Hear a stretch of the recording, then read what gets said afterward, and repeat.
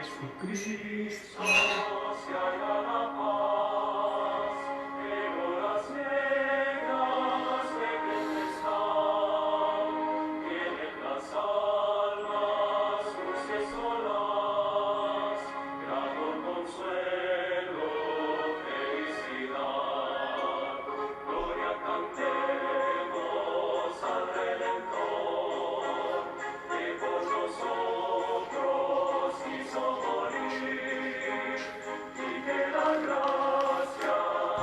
¿Qué tal está? Ah, salió rico, ¿no?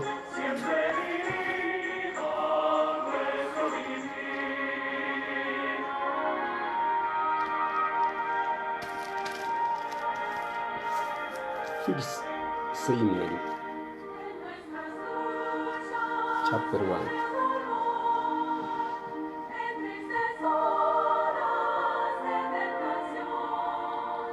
Calma infunde, santo vino, nuevos alientos al corazón.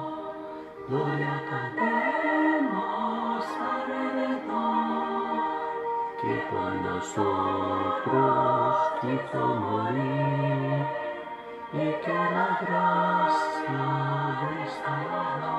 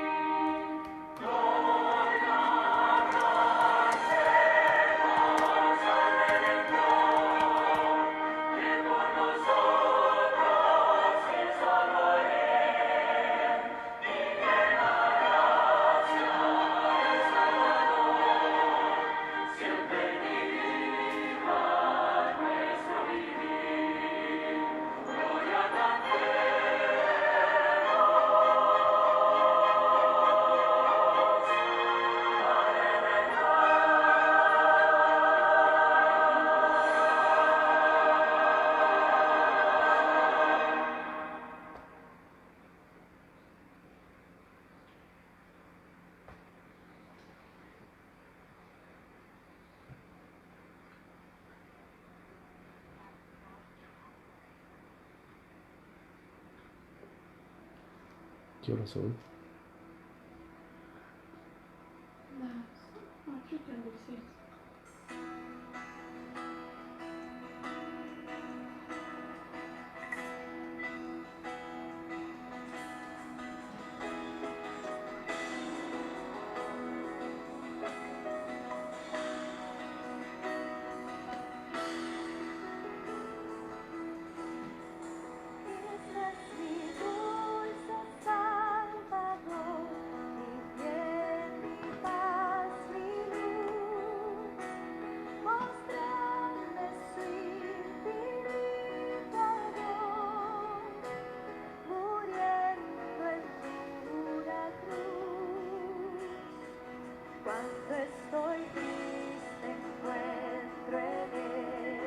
Parece que nadie nos... ¿Qué? Está bien. ¿Qué cosa?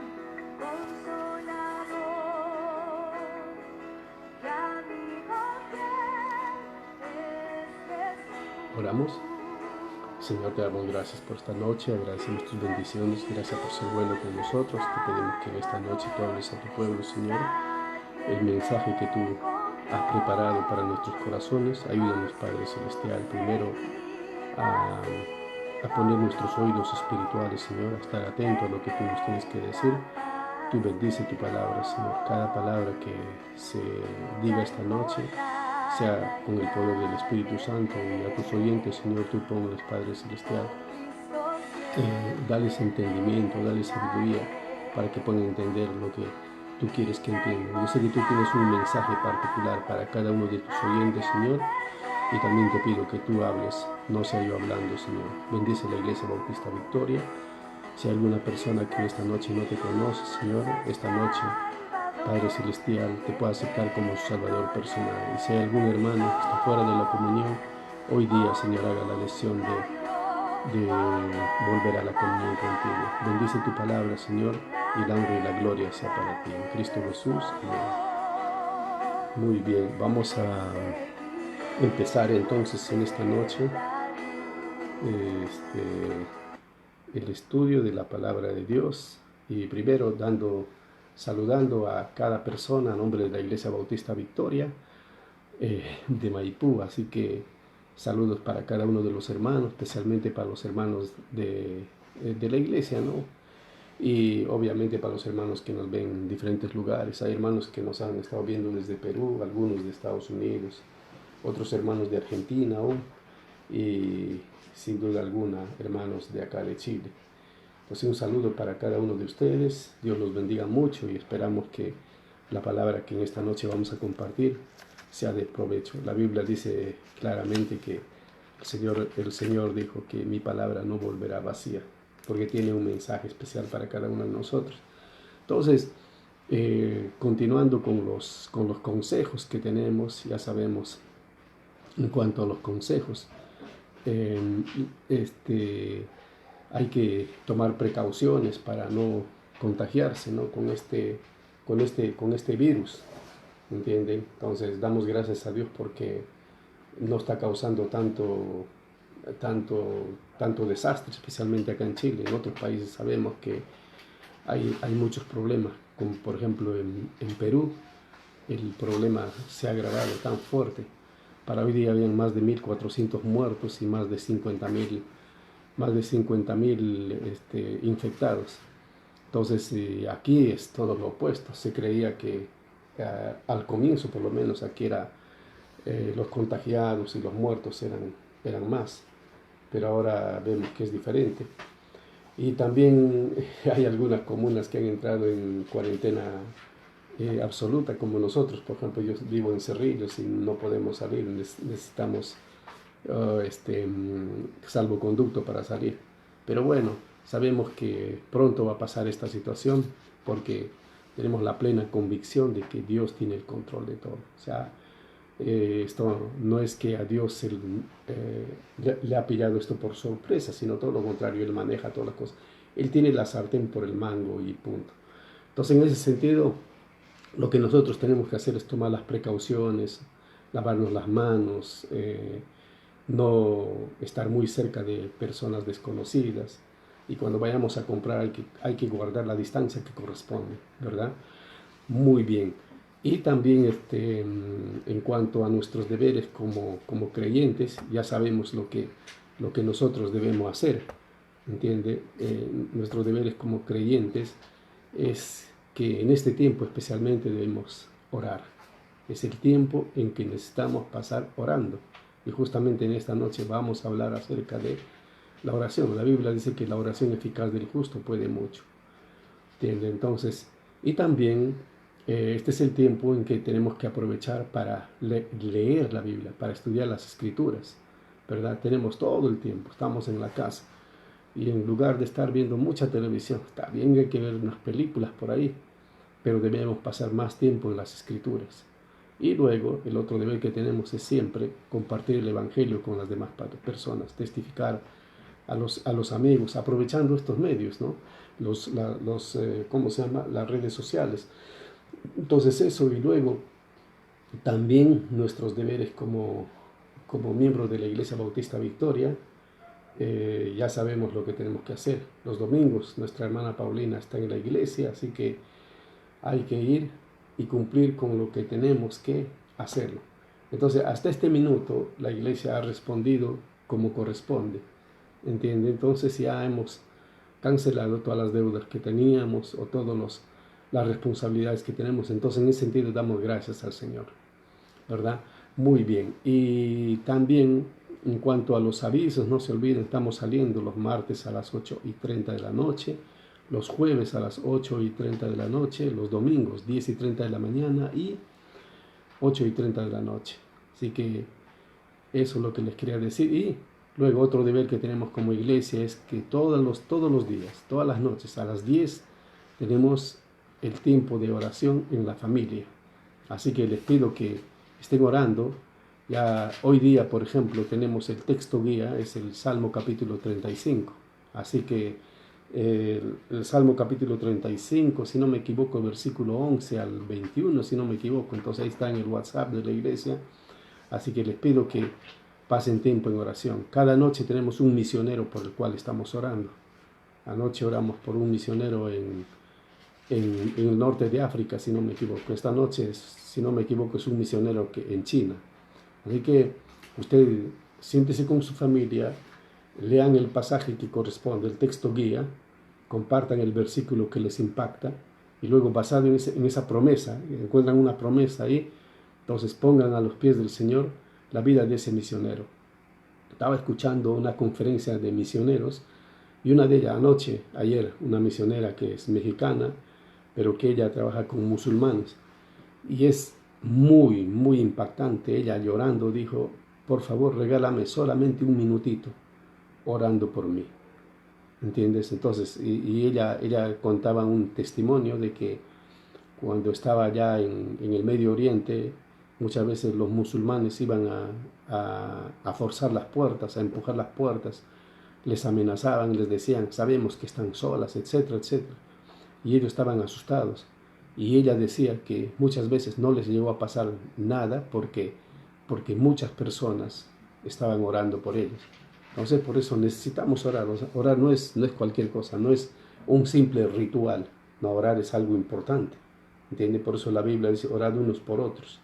¿Entiende? Entonces, la oración eficaz del justo puede mucho. Entonces, necesitamos orar por nuestros hermanos misioneros en diferentes lugares. Y también esta noche hay una familia de la iglesia por los cuales debemos orar. Cada noche estamos poniendo una familia de la iglesia para estar orando. Así que eso es lo que les animo, y cuando oramos unos por otros, primero estamos pidiendo que Dios haga algo especial en la vida de esa persona por la cual estamos orando.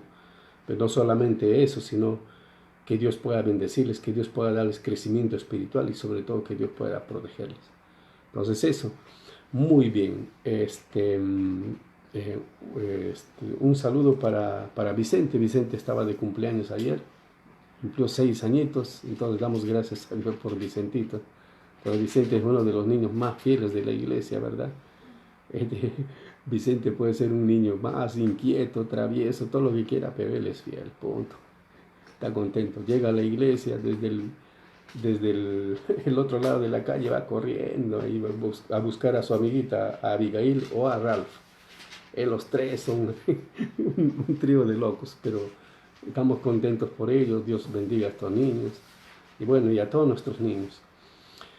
Muy bien, en esta noche queríamos hablar acerca de Primera de Samuel capítulo 1. Vamos a leer Primera de Samuel capítulo 1 y vamos a hablar cómo Ana, una mujer, conmovió a Dios con su oración. Entonces vamos a ver cómo es que ella llegó a conmover a Dios, ¿no? Entonces muchas veces alguien ha dicho que muchos cristianos que oran, sus oraciones no pasan el techo. Entonces, ¿por qué? Porque a veces oramos muy superficialmente o nuestras oraciones se vuelven simples rituales, y lo cual no debe ser así. Nuestras oraciones no deben ser simples rituales, no deben ser superficiales, sino deben ser profundas. Y la profundidad de una oración no está en la extensión ni está en el grito, sino está en la sinceridad, cuando uno lo hace de corazón, ¿no? Y también muchas veces pensamos que los que oran así son tan santos, ¿no? En esta noche vamos a ver cómo una persona, una mujer, primero común y corriente, segundo una mujer con una familia disfuncional, con una familia en problemas, se acercó a Dios de todo corazón, con toda humildad, y conmovió el corazón de Dios, ¿verdad? Muy bien, y vamos a leer el capítulo 1, hasta el 19. Entonces estamos en cuanto se llama Primera de Samuel capítulo 1. Dice así la palabra de Dios. Hubo un varón en Ramataim de Sofim, del monte de Efraín, que se llamaba Elcana, hijo de Jeroam, hijo de Eliú, hijo de Tou, hijo de Suf Efrateo. Está hablando primero de dónde eran, de qué tribu eran, ¿no? Entonces dice, eran de la tribu de Efraín, dice, y tenía él 2 mujeres, o sea, estaba viviendo mal. Primero, para empezar, en una familia, como dije, disfuncional. Dice, tenía 2 mujeres, el nombre de una era Ana y el de otra era Penina. Penina tenía hijos, mas Ana no los tenía. Y esto es obvio, cuando estudiamos las escrituras, sabemos que no era la voluntad de Dios que un hombre tenga dos mujeres. O sea, nunca es la voluntad de Dios, porque eso siempre genera problemas, y eso es lo que vamos a ver acá. Entonces, una de ellas tiene hijos, la otra no, dice. ¿Quién tenía hijos? Penina, Ana no los tenía. Versículo 3. Y todos los años aquel varón subía de su ciudad para adorar y para ofrecer sacrificios a Jehová de los ejércitos en Silo, donde estaban los hijos de Elí, Ofni y Finés, sacerdotes de Jehová. Entonces en Silo, allí estaba el tabernáculo, y allí subían todos los años. Ese era un ritual que cumplían los judíos. Entonces obviamente, como buen religioso, a pesar que estaba mal en su familia, a pesar de eso él subía allá. Y dice el versículo 4, cuando llegaba el día en que el Cana ofrecía sacrificios, daba a Penina, su mujer, y a todos sus hijos, y a cada uno su parte. Pero a Ana daba una parte escogida, porque amaba a Ana, aunque Jehová no le había concedido tener hijos. Amaba a Ana, pero estaba también con la otra. Entonces, el que estaba mal acá era el Cana, ¿no? Él estaba viviendo una vida pecaminosa. Versículo 6, y su rival la irritaba. ¿A quién? A Ana. O sea, por eso le estoy diciendo, dos mujeres obviamente van a ser un problema. Entonces Penina la irritaba, dice, enojándola y entristeciéndola, porque Jehová no le había concedido tener hijos. Versículo 7, así hacía cada año, y cuando subía a la casa de Jehová, la irritaba, así por lo cual Ana lloraba y no comía. Versículo 8, y el Cana, su marido, le dijo, Ana, ¿por qué lloras? ¿Por qué no comes? ¿Por qué está afligido tu corazón? ¿No te soy yo mejor que 10 hijos? Qué consuelo, ¿no? Y dice, y se levantó Ana después que hubo comido y bebido en Silo, y mientras el sacerdote Elí estaba sentado en una silla junto a un pilar del templo de Jehová, ella con amargura de alma oró a Jehová y lloró abundantemente, e hizo voto diciendo, Jehová de los ejércitos, si te dignares mirar a la aflicción de tu sierva, y te acordares de mí, y no te olvidares de tu sierva, sino que dieres a tu sierva un hijo varón, yo lo dedicaré a Jehová todos los días de su vida, y no pasará navaja sobre su cabeza. Versículo 12. Mientras ella oraba largamente delante de Jehová, Elí estaba observando la boca de ella. Pero Ana hablaba en su corazón, y solamente se movían sus labios, y su voz no se oía, y Elí la tuvo por ebria. Y dice, entonces le dijo Elí, ¿hasta cuándo estarás ebria? Digiere tu vino. El sacerdote Elí obviamente sacó conclusiones antes de tiempo. Y dice, y Ana le respondió diciendo, no, Señor mío, yo soy una mujer atribulada de espíritu. No he bebido vino ni sidra, sino que he derramado mi alma delante de Jehová. No tengas a tu sierva por una mujer impía, porque por la magnitud de mis congojas y de mi aflicción he hablado hasta ahora. Y Elí respondió y dijo, ve en paz, y el Dios de Israel te otorgue la petición que le has hecho. Muy bien. Entonces ahí está. Entonces, es lo que estamos viendo, ¿no? Entonces, vamos a ver algunas cosas al respecto, ¿no? Primero, antes de desarrollar tres cosas que vamos a ver, Ana tenía un problema muy fuerte, ¿verdad? O varios problemas muy fuertes. Primero, era una mujer súper frustrada, ¿verdad? ¿Por qué era frustrada? Porque era una de las esposas del Cana. No era la única esposa, ¿entiendes? Entonces eso obviamente generó en ella frustración, ¿entiendes? Entonces, sin duda alguna, era un problema muy complicado. Y encima de ser una de las esposas del Cana, ella era estéril. Y la esterilidad en esa sociedad, la esterilidad en Israel, era muy mal visto, obviamente, en aquel entonces. Entonces, esa es la razón que la Penina la molestaba a ella. Las personas, las mujeres estériles, normalmente eran discriminadas, eran maltratadas en esa sociedad. Eso es justamente lo que vemos acá. Por eso dice que Penina maltrataba a Ana, ¿verdad? La molestaba, la insultaba. Entonces por eso dice, esta la irritaba continuamente por la otra mujer de su marido. Entonces eso obviamente causaba frustración, impotencia causaba en ella. Pero no solamente eso, sino que ella sin duda alguna era una mujer deprimida, porque ahí dice que ella lloraba, no comía y estaba afligida. ¿entiendes? O sea, estaba triste, estaba enojada, molesta, ¿entiendes?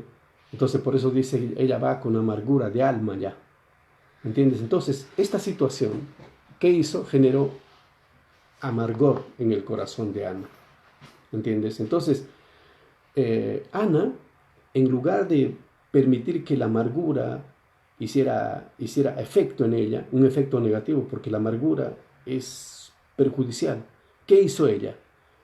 Ella subió al templo.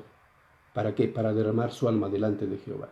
¿Entiendes? Entonces, ella empezó a hacer lo correcto. Entonces, en primer lugar, vamos a ver cómo Ana va al templo. En primer lugar, ella lloró delante de Jehová. Y dice, vamos a leer el versículo ahí 9, cuando dice, y se levantó Ana, porque en los versículos anteriores es cuando vemos los problemas que ella tenía. Dice, y se levantó Ana después que hubo comido y bebido en Silo, y mientras el sacerdote Elí estaba sentado en una silla. El sacerdote Elí es el que prestaba servicios ahí en el templo, ¿no? En el tabernáculo. Dice, mientras el sacerdote Elí estaba sentado en una silla junto a un pilar del templo de Jehová, ella con amargura de alma oró a Jehová y lloró abundantemente. Ahí está, ¿ve? Entonces ella fue y lloró abundantemente, dice. O ella lloró con gran angustia que había en su corazón, ¿ve? Lloró desconsoladamente, ¿entiendes? Entonces oró y se puso a orar al Señor. Entonces, esta primera actitud que tuvo para enfrentar este problema es que ella se levantó para ir al lugar correcto, y este lugar era el templo. ¿Se da cuenta? Entonces ella oró a Jehová, y ella en el templo oró con amargura del alma, oró desconsoladamente, ¿verdad? Y una cosa que queremos destacar acá es, no permitió que la amargura, vuelvo a reiterar, se enraizara. Porque cuando la amargura se enraiza, entonces esto es dañino, ya que llega a contaminar el alma, hace daño. ¿Y esto en qué desemboca? Desemboca en ira, en odio y en venganza. Y la persona cuando se amarga no puede perdonar, ¿entiendes? Y no solamente eso, entonces se empieza a contaminar a otros y tiene una pésima actitud, se vuelve una persona negativa. No, Hebreos capítulo 12, versículo 15 dice bien claro, cuidado que surja alguna raíz de amargura y dejen de alcanzar la gracia de Dios, ¿entiendes? Entonces, la amargura evita que la gracia de Dios o el favor de Dios esté sobre uno. Entonces ella, ¿qué pasó con ella? Ella, al no permitir que la amargura se enraice, alcanzó la gracia o el favor de Dios. Y por esta razón, la petición de Ana conmovió a Dios y Dios le concedió lo que ella pidió. Entonces veamos otros versículos, por ejemplo, de hombres o personas que lloraron en la Biblia, ¿verdad? Y vamos a ver, es súper importante esta actitud. Por ejemplo, en Génesis 43:30 encontramos a José.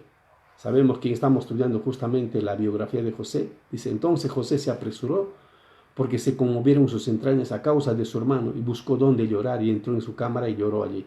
¿Quién era el hermano de José? Benjamín. Entonces él vio a Benjamín después como después de 17, casi después de 20 años. ¿Y qué pasó con José? Al ver a su hermano después de 20, como 22 años, se conmovió y lloró. Entonces lloró delante de Dios. Y José acá también podía haberse vengado, porque sabemos perfectamente que sus hermanos le habían vendido. ¿Y él cómo reaccionó? Él no reaccionó con amargura, sino él reaccionó de una manera diferente. Lloró delante del Señor. Versículo 40 capítulo 45, 2 de Génesis también. Entonces se dio a llorar a gritos y lo oyeron los egipcios y lo oyó también la casa de Faraón. Entonces cuando él se identificó ante sus hermanos, mira, yo soy José, ¿qué hizo él? Él tenía el poder porque estaba en una posición de autoridad. Podía haberle dicho, muy bien, Judá, Rubén, ustedes son malos, ustedes me vendieron, Simeón, tú eres un malo, me vendieron a los egipcios, les voy a meter preso. No, ¿él qué hizo? Él se puso a llorar y les dijo, yo soy José a quien ustedes vendieron a los egipcios. Y no les pese haberme vendido, porque para preservación de vida yo he venido por delante. ¿Se dan cuenta? Entonces, cuando uno no cae en amargura, ¿qué pasa? Eso es beneficioso. Y también encontramos en 1 Samuel capítulo 30, versículo 4, cuando David y sus hombres sufren un asalto, un robo ahí, dice, entonces David y la gente que con él estaba alzaron su voz y lloraron hasta que les faltaron las fuerzas para llorar. pero lloraron delante del Señor. Hay un artículo que yo estaba leyendo, un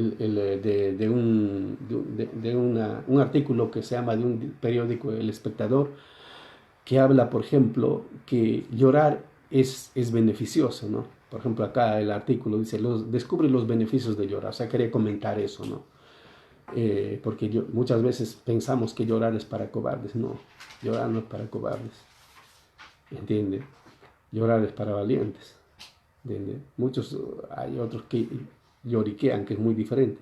Entonces dice, expresarse por medio del llanto genera una sensación de tranquilidad, aunque muchas personas evitan practicarlo. Llore y anímese, así decía este artículo. Y voy a leer algunas cosas acá. Dice, descubre los beneficios de llorar. El llanto hace que se libere 2 clases de hormonas que funcionan como anestesias naturales. Las lágrimas también te ayudan a eliminar las toxinas que se van acumulando en el organismo a causa del estrés. Por muchos años se pensó que las lágrimas eran el principal signo de debilidad de una persona, pues con el solo hecho de llorar se demostraba una personalidad inmadura. Se pensaba además que las personas lloraban porque no sabían asumir sus faltas, sus conductas y que además pretendían inspirar un poco de compasión frente a otros sujetos de la sociedad. Y sigue ahí el artículo, dice, porque es bien interesante. En pocas palabras, llorar es como hacer un buen ejercicio que nos ayuda a mantener el buen funcionamiento del organismo, ya que resulta muy necesario hacerlo cuando sentimos angustia, cuando estamos deprimidos o simplemente preocupados por algún tipo de situación. Continúa este artículo y dice así: a continuación te mostraremos los beneficios de llorar. Según este artículo dice, primero, elimina emociones negativas. Llorar hace que las emociones, rabia, ira, angustia, entre otras, broten de manera física y disminuyan las sensaciones negativas que generaron el llanto. 2. Ayuda a aceptar el error para corregirlo. Si se llora por un motivo en especial, como un error, y se aprende, la persona inició una nueva evolución. Esto genera cambios importantes en la vida. 3. Expresa sentimientos. Desde bebés nos comunicamos por medio del llanto. Siendo adultos, seguimos expresándonos por este medio. Llorar visibiliza nuestros sentimientos. 4. Es un grito de ayuda.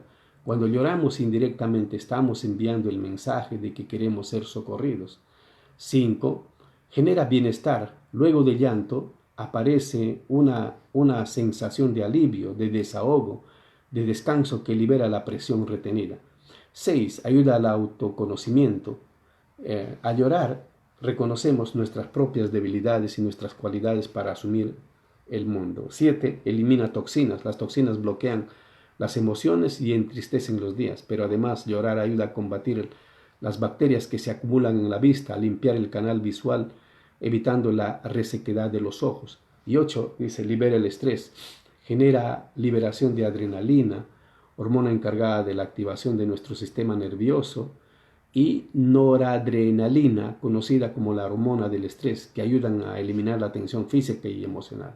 Fíjense, esto es un artículo escrito por alguien, por un mundano, pero cuánta razón tiene.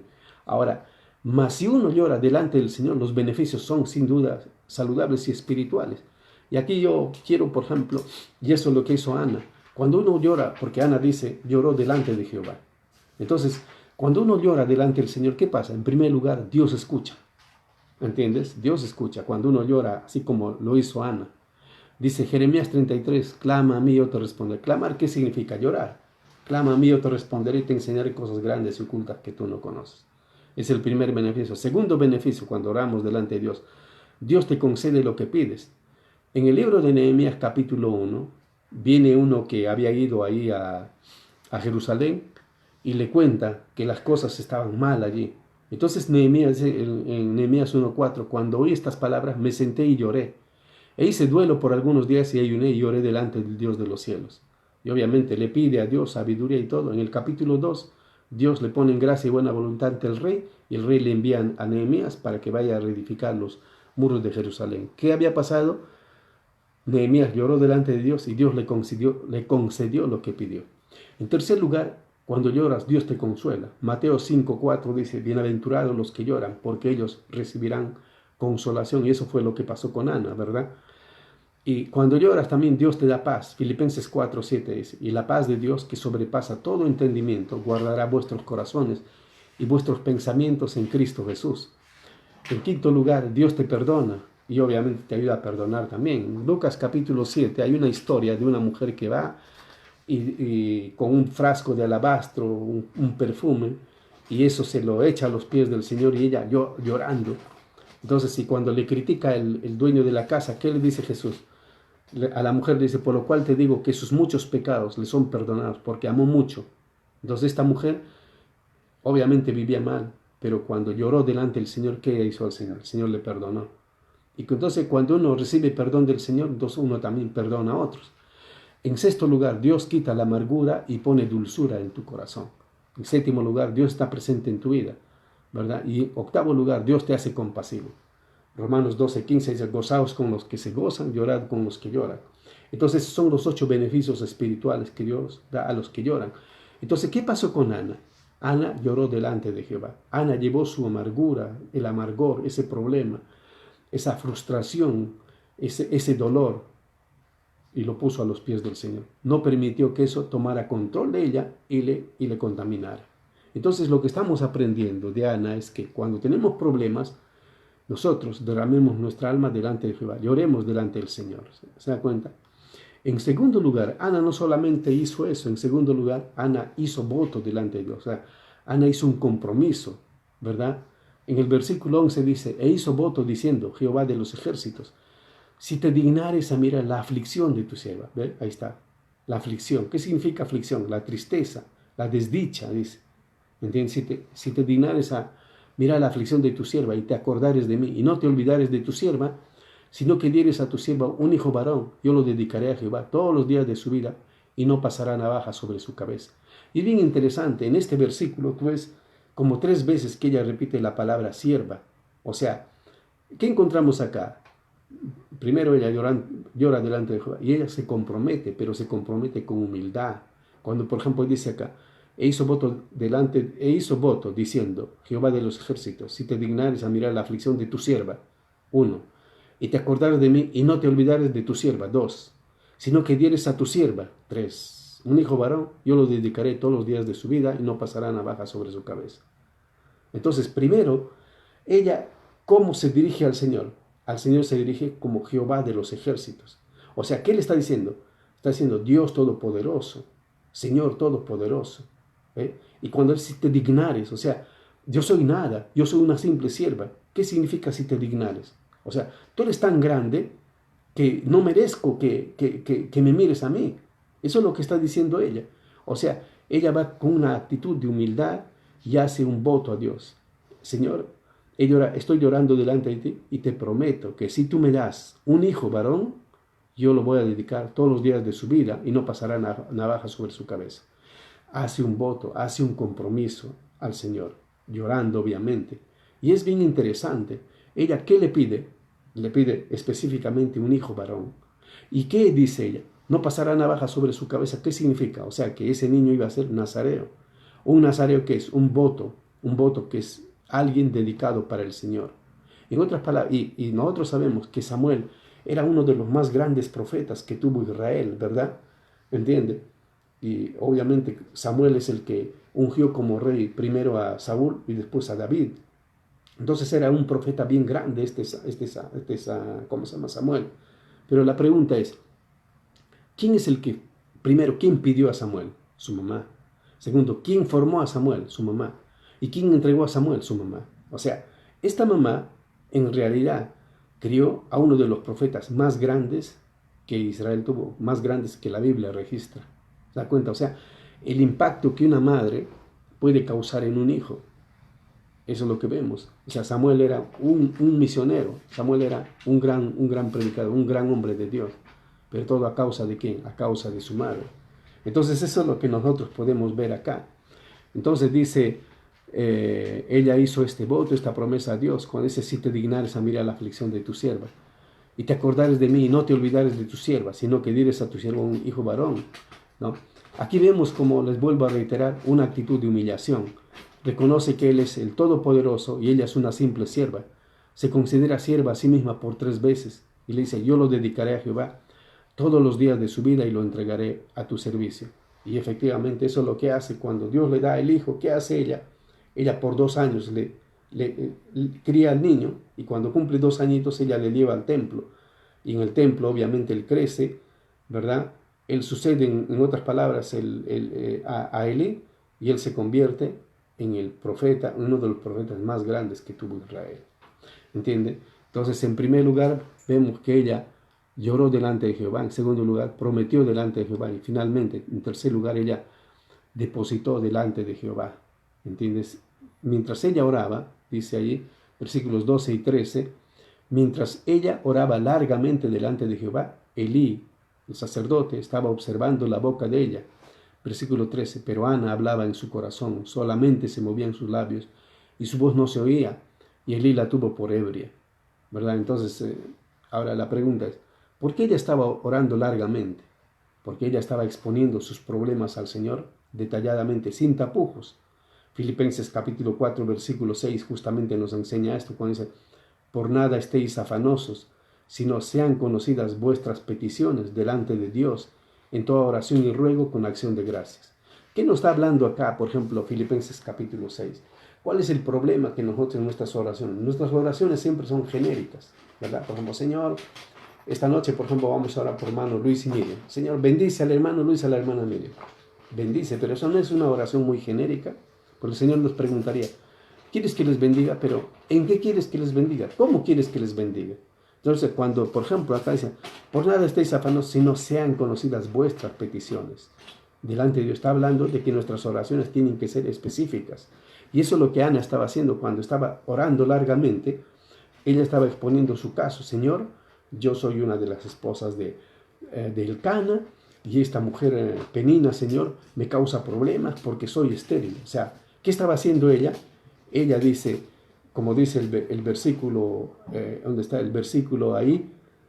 Estaba poniendo su afán al Señor, o sea, estaba dejando su preocupación. Y cuando sean conocidas, estaba poniendo en conocimiento de Dios sus peticiones de manera específica. ¿Se da cuenta? Y con acción de gracias, y con compromiso, con arrepentimiento. Eso es lo que ella estaba haciendo. Entonces, cuando ella estaba orando largamente, estaba exponiendo sus problemas al Señor al detalle. Estaba hablando con el Señor sin tapujos.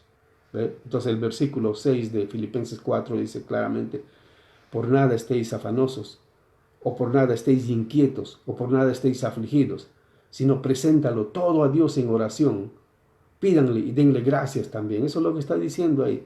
Entonces, en segundo lugar, no solamente ella oraba largamente, dice, hablaba en su corazón, oraba en voz baja, oraba mentalmente, porque sabía que Dios estaba escuchando, sabía que Dios conoce todos los secretos.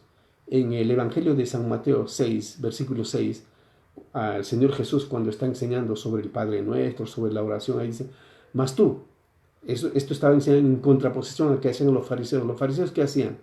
Se paraban en las plazas públicas, en las esquinas, y gritaban, oraban ahí.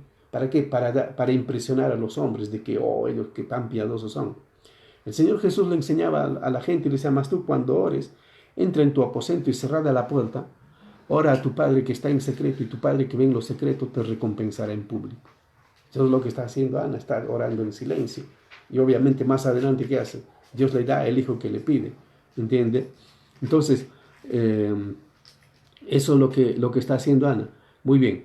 En conclusión, entonces, dice, vamos a ver los versículos 14 al 15. Entonces Elí le dijo, ¿hasta cuándo estarás ebrio? Digiere tu vino. Y Ana le respondió diciendo, Señor, no, Señor mío, yo soy una mujer atribulada de espíritu. No he bebido vino ni sidra, sino que he derramado mi alma delante de Jehová. ¿Entiendes? Entonces, cuando habla de una mujer atribulada, ¿qué está diciendo? Lo que estamos viendo al principio. Ella justamente por causa de esa tribulación, de ese problema, ella hizo lo correcto, ella fue al templo. ¿Entiendes? ¿Y a qué fue al templo? A llorar, a hacer un compromiso, a poner a los pies del Señor todos los problemas que tenía. Esas son las aplicaciones. Nosotros tenemos problemas súper complicados, problemas bien difíciles. Nosotros, por ejemplo, tenemos problemas económicos, tenemos problemas de salud, tenemos problemas con las personas. Y a veces los problemas con otras personas son los problemas más difíciles de solucionar. un problema económico a veces más fácil de solucionar, pero los problemas con las personas son tan difíciles de solucionar. ¿Por qué? Porque nosotros no podemos llegar al corazón de las personas. Solamente Dios puede hacerlo. ¿Entiendes? Entonces, Ana va y se lo pone a los pies del Señor. Entonces nosotros de la misma manera, cuando tenemos estos problemas, ¿qué tenemos que hacer? Ir delante de Dios. Ir a Dios y llorar delante de Él. Entonces fue lo que dijo. Entonces dice, yo soy una mujer atribulada y he derramado mi alma delante de Jehová, porque por la magnitud de mis congojas he hablado hasta ahora. Ahí está. Entonces con esta actitud ella conmovió, con esta humildad, con su lloro, ella conmovió a Dios. Entonces esta es una de las oraciones que conmovieron a Dios, ¿verdad? Entonces, y para terminar, hay una historia también en el libro de Lucas, capítulo 18, versículo 9 al 14, de un hombre que conmovió a Dios. Dice, y no está hablando de alguien que es perfecto. Versículo 9 dice, a unos que confiaban en sí mismos como justos y menospreciaban a los otros, dijo también esta parábola. 2 hombres subieron al templo a orar, uno era fariseo y otro publicano. El fariseo puesto en pie oraba consigo mismo de esta manera, Dios, te doy gracias porque no soy como los otros hombres, ladrones, injustos, adúlteros, ni aun como este publicano. O sea, este fariseo obviamente se estaba jactando a sí mismo, incluso se creía mejor que cualquiera, hasta mejor que Dios. Y dice él, ayuno 2 veces a la semana y doy diezmo de todo lo que gano. Mas el publicano, el otro, el menospreciado, ¿cómo oró? Estando lejos, no quería ni aun alzar los ojos al cielo, sino que se golpeaba el pecho diciendo, Dios, sé propicio a mi pecador. Os digo que éste descendió a su casa justificado antes que el otro, porque cualquiera que se enaltece será humillado y el que se humilla será enaltecido. En otras palabras, Ana se humilló delante de Dios y por eso fue enaltecida, por eso Dios le concedió lo que pidió. Cuando uno se humilla delante de Dios, eso conmueve el corazón de Dios. Y Dios obviamente está contento y a uno le concede lo que pide. Entonces en esta noche, ¿cuántos de nosotros tenemos problemas? Hay problemas fuertes en nuestras vidas, tal vez problemas de salud, problemas económicos, problemas laborales, problemas con el esposo, con la esposa, problemas con los hijos, problemas con los vecinos, o problemas con uno mismo. ¿Por qué en esta noche no hacemos como Ana y ponemos todos esos problemas a los pies del Señor? Y el Señor nos va a ayudar.